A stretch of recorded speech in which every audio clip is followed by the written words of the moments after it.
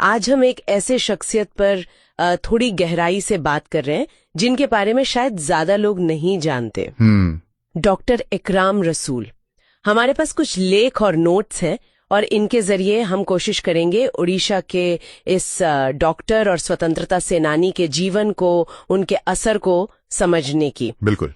तो डॉक्टर रसूल का जन्म ये हुआ था 17 जून 1871 को उड़ीसा में कटक जिले का एक गांव है दरियापुर, वहां। हाँ। पेशे से डॉक्टर थे, लेकिन वो सिर्फ डॉक्टर नहीं थे, महात्मा गांधी से बहुत प्रेरित थे और आजादी की लड़ाई में भी शामिल हुए। हाँ, और ये वो दौर था, मतलब 20वीं सदी की बिल्कुल शुरुआत, जब उड़ीसा में स्वतंत्रता संग्राम बस शक्ल ले ही रहा था। सही। और डॉक्टर रसूल जैसे पढ़े लिखे, समाज में सम्मानित लोग जब इससे जुड़े तो जाहिर है स्थानीय स्तर पर आंदोलन को बहुत बहुत बल मिला। बिल्कुल। वो सिर्फ नेता नहीं थे, शायद प्रेरणा भी थे लोगों के लिए। हाँ, प्रेरणा के स्रोत भी थे।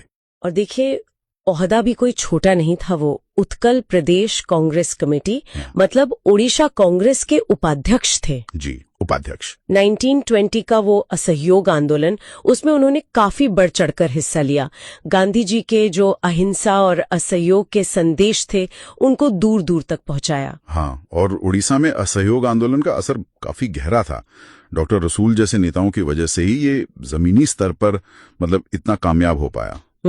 उनकी भूमिका सिर्फ भागीदारी तक नहीं थी, उन्होंने इसे संगठित करने, दिशा देने में भी मदद की। ये राष्ट्रीय लहर की एक अहम कड़ी थे वहां। और दायरा भी देखिए, सिर्फ कांग्रेस की राजनीति तक नहीं था। उन्होंने कनिका आंदोलन का भी खुलकर समर्थन किया। ये 1921-23 के आसपास। हाँ, कनिका आंदोलन। ये जमींदारों के जो भारी भरकम टैक्स थे, उनके खिलाफ किसानों का एक बड़ा विद्रोह था। सोचिए, एक डॉक्टर किसानों के हक के लिए आवाज उठा रहा है। ये बहुत महत्वपूर्ण बात है, क्योंकि कनिका आंदोलन उड़ीसा के किसान संघर्षों में एक मील का पत्थर माना जाता है। अच्छा। और डॉक्टर रसूल का इसमें शामिल होना दिखाता है कि वो सामाजिक न्याय के प्रति कितने संवेदनशील थे। और इसी कड़ी में एक और बात, 1922 में उन्होंने अखिल ओडिशा खिलाफत कमेटी की सह स्थापना भी की। हाँ, खिलाफत कमेटी। इसका मकसद तो यही था कि अंग्रेजी हुकूमत के खिलाफ हिंदू मुस्लिम एकता को मजबूत किया जाए। बिल्कुल। तो एक तरफ किसानों के अधिकार, दूसरी तरफ ये सांप्रदायिक सौहार्द। डॉक्टर रसूल कई मोर्चों पे एक साथ काम कर रहे थे। यही उनकी खासियत थी। वो समझ रहे थे कि आजादी की लड़ाई सिर्फ राजनीतिक नहीं है, ये सामाजिक भी है, आर्थिक भी है। हाँ। और इसमें समाज के हर तबके को साथ लेकर चलना होगा। उनकी ये कोशिशें उस वक्त बहुत जरूरी थी। जाहिर है, फिर ब्रिटिश सरकार को ये सब खटकने लगा होगा। हाँ, बिल्कुल। उनके खिलाफ गिरफ्तारी का वारंट भी जारी हुआ। लेकिन यहाँ एक दिलचस्प बात है, कटक में वो इतने लोकप्रिय थे, इतने ज्यादा कि पुलिस सीधे उन्हें हाथ डालने से कतरा रही थी। हाँ, ये उनकी जमीनी पकड़ और लोगों के बीच उनके सम्मान को दिखाता है।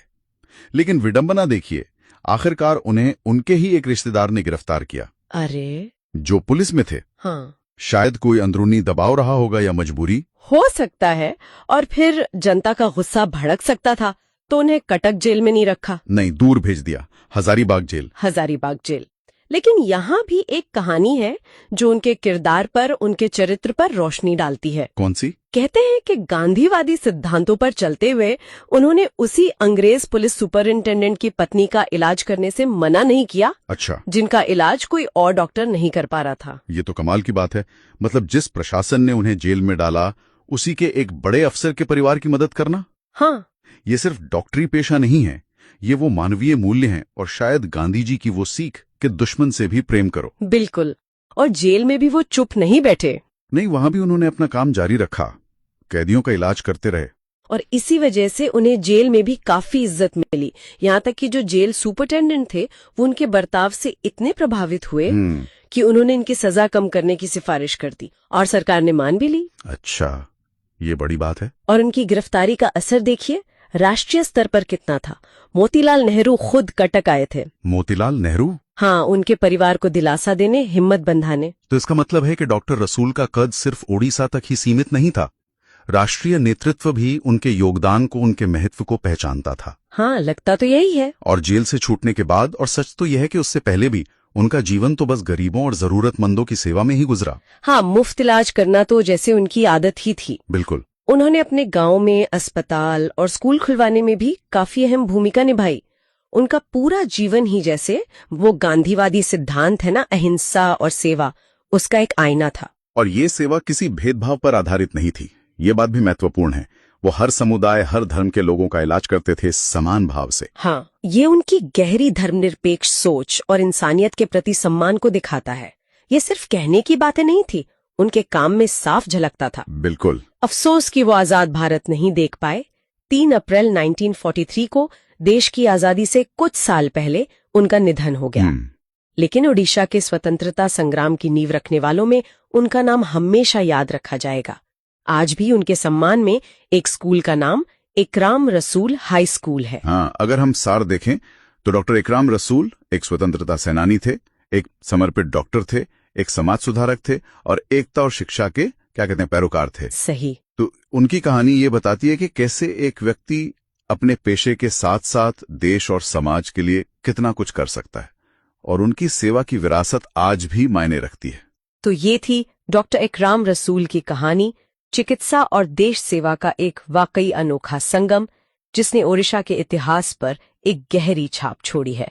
हाँ, और ये हमें सोचने पर भी मजबूर करता है कि हमारे अपने इलाकों के इतिहास में हमारे आसपास ऐसे और कितने नायक नायिकाएं होंगे। हाँ, जिन्होंने अपने रोजमर्रा के काम को, अपने हुनर को देश की बड़ी लड़ाई से जोड़ा होगा, और जिनकी कहानियां शायद अभी तक पूरी तरह से सामने नहीं आई हैं। सही बात है। खोजने पर शायद और भी कई ऐसी प्रेरणादायक जीवनियां मिले। बिल्कुल।